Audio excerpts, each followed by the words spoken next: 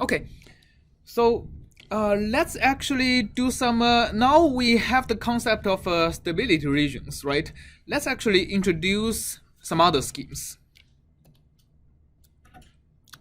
I'm going to introduce you a scheme that is going to be totally different from the schemes you have looked at before, from the two schemes. I'm going to introduce you the RK2 scheme. I mean, RK are just the first initial of two guys' names. Doesn't really matter, but like the scheme looks like this. We have UK, but we're going to be, first of all, computing UK plus half. Okay? UK plus half is going to be equal to UK plus half of delta t times f of t and UK. So this is pretty much like forward Euler, right? We are advancing forward Euler like for half of the time step. Make sense? All right, but when I update my UK plus 1, it'll be different. It'll be UK plus a whole delta t times f of, well, we have, here I really mean t equal to k times delta t. So here is t plus half delta t. So evaluated at the half point, UK plus half. All right. The second half of the scheme looks pretty much like midpoint. Do you agree? Why does it look like midpoint? Because if you look at, if I draw a time axis here, t, we have the k delta t, we have k plus 1 delta t. So what we do is, first we advance using forward Euler to this half point, right? Halfway between these two steps.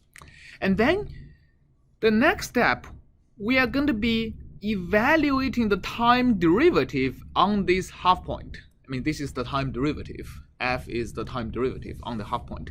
But we are going to be advancing, we are going to be updating this using starting from the kth point. I mean, this is, the second step is exactly midpoint rule.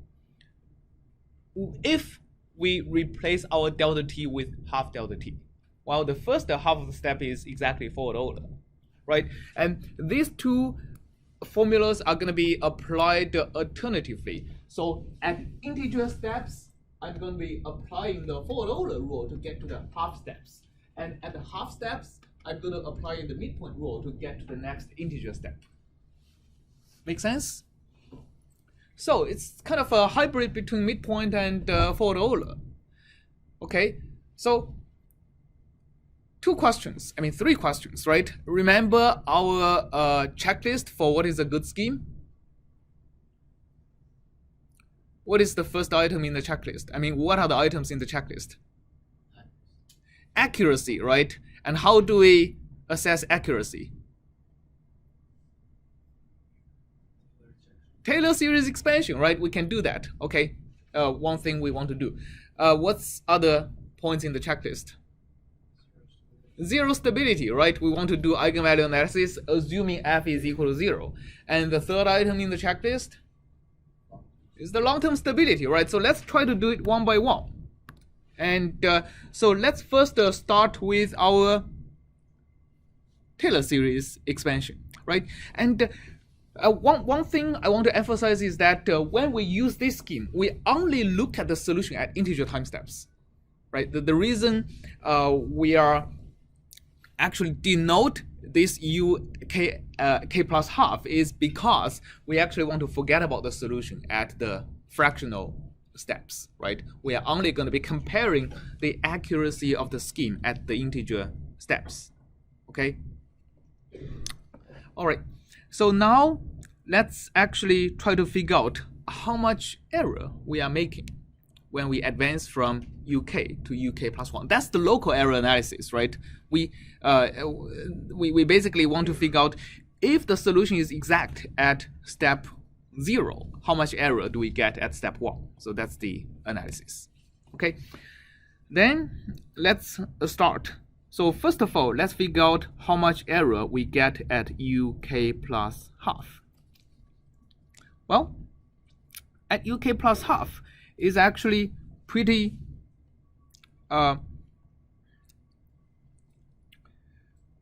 one second.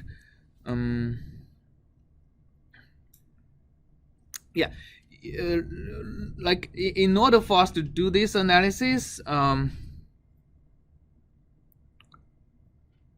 yeah, so that's fine. So in order for us to do this analysis, I don't think we have to use the notation of hats. So let's just keep it like that.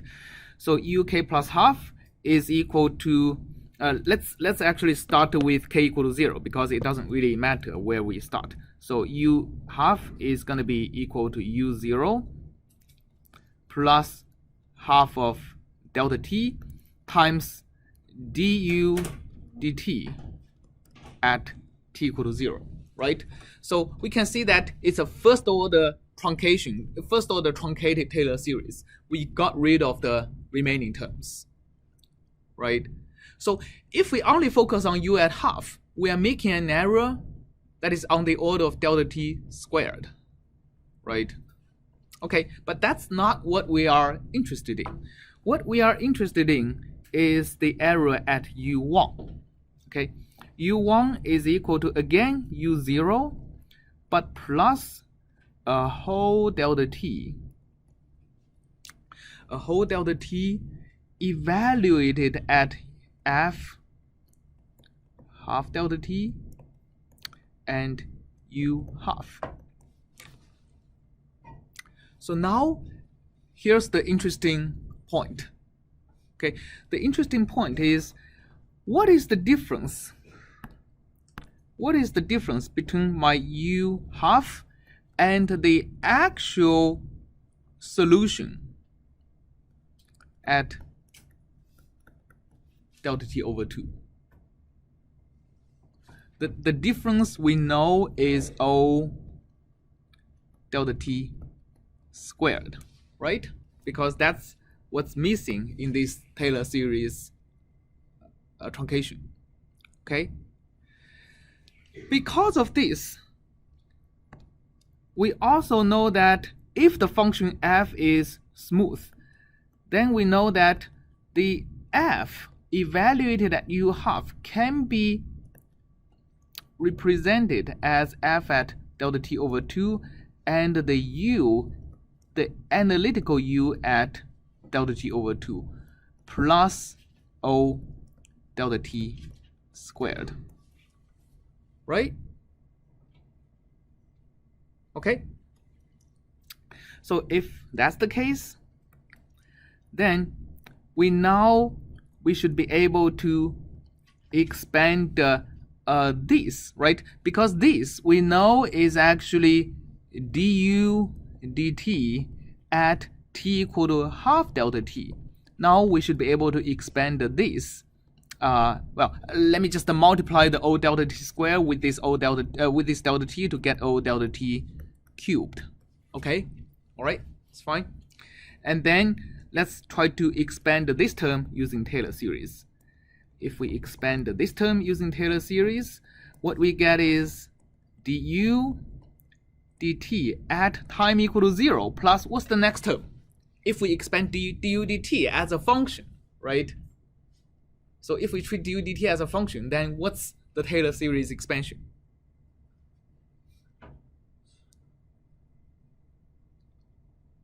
Right, we are expanding the du dt as a function at delta t over 2 around the point t equal to 0. Well, the next term is half delta t times the derivative of this function, right? The derivative of this function du dt. Agreed? Okay, then the leftover term is O delta t squared. right? So this is the Taylor series expansion. And let me just keep the O delta t cubed afterwards. Any questions so far? No? Okay. Then let's just continue. Just collect terms. U0 plus delta t du dt as 0 plus half of delta t square, right? That's basically multiplying this with this. And then we get the second derivative, d square u dt square plus o delta t to the cube. So here is what magic happens, right? We automatically get the correct two-term second-order expansion of the Taylor series. All right, and the remaining term is O delta t to the cubed.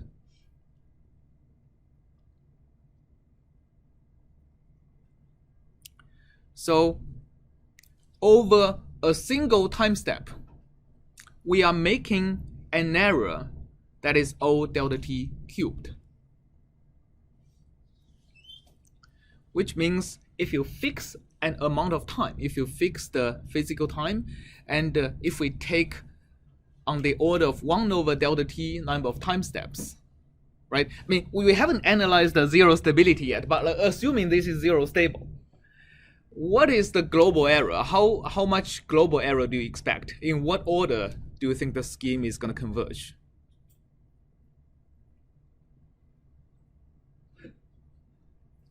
Right. I mean, this is basically u at delta t plus o delta t cubed, right?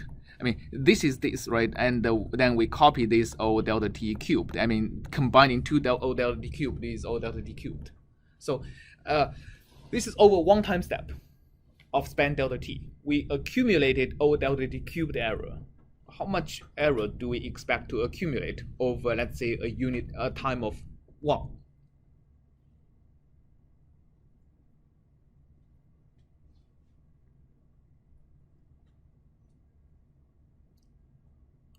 But over a time unit of 1, how many time steps are we taking?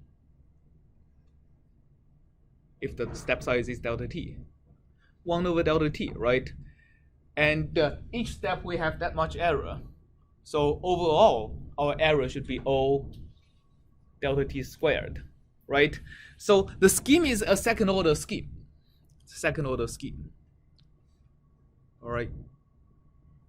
Okay. So the accuracy is going to be second order.